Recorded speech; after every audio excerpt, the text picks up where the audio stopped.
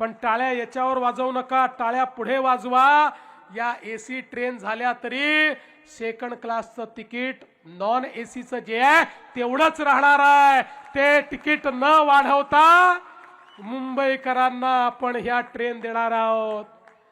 मित्रांनो, आम्ही जे सांगतो ते करतो।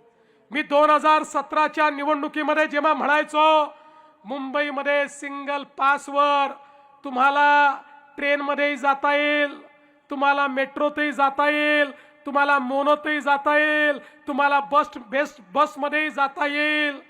काही लोक म्हणायचे फडणवीस जरा जास्तच बोलतात, पण आम्ही ते करून दाखवलं। आता सिंगल कार्डवर आम्ही तुम्हाला आणलाय। एक ऍप आहे, एक कार्ड आहे, एक त्या ठिकाणी डाउनलोड केलं की कुठल्याही मोड ऑफ ट्रान्सपोर्ट मध्ये तुम्ही बसू शकता।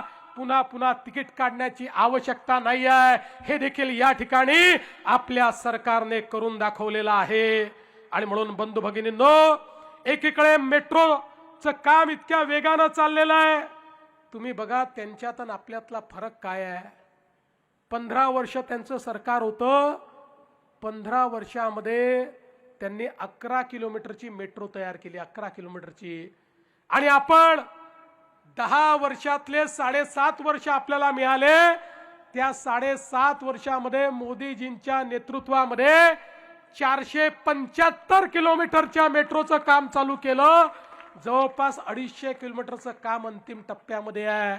याही वर्षी 50 किलोमीटरचं काम आता लोकार्पित केलं मागच्या वर्षी, आता पुन्हा 50 किलोमीटरचं करतो। आणि हे 475 किलोमीटरचं नेटवर्क हे 2028च्या डिसेंबर पर्यंत या ठिकाणी मुंबईकरांच्या सेवेमध्ये आम्ही आणणार आहोत।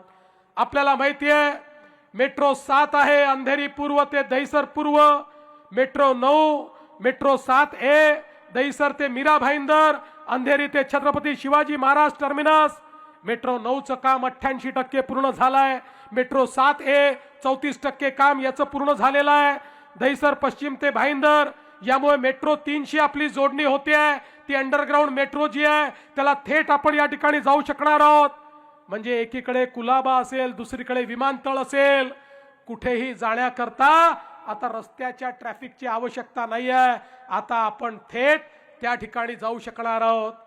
काही लोक मला म्हणाले की फडणवीस साहेब तुम्ही नवी मुंबईला एअरपोर्ट केलं, आता इतक्या दूर आम्ही जायचं कसं?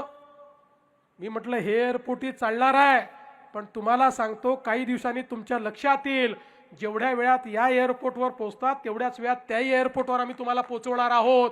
याचं कारण आता कोस्टल रोडने तुम्ही वरळीपर्यंत येऊ शकाल। वरळीवरनं शिवडीपर्यंत एक एलिव्हेटेड रोड हा पुढच्या वर्षी म्हणजे 2026च्या शेवटापर्यंत आम्ही तो संपवणार आहोत।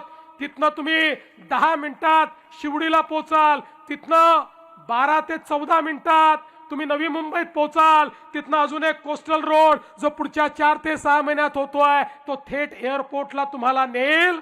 म्हणजे इथनंही तुम्ही जवळपास 25 ते 40 मिनिटांमध्ये थेट नवी मुंबईच्या एअरपोर्टला जाऊ शकाल। या सगळ्या नॉर्थच्या आमच्या सगळ्या वेस्टर्न सबअर्बच्या लोकांना देखील त्या ठिकाणी जाण्याची व्यवस्था आम्ही करतो। एक असं जाळं रस्त्यांचं तयार करतो की मुंबईच्या कुठल्याही कोपऱ्यातून कुठल्याही कोपऱ्यामध्ये जायचं असेल तर मॅक्सिमम टाइम हा 59 मिनिटाचा असला पाहिजे। अशा पद्धतीने या ठिकाणी आपण काम करतो।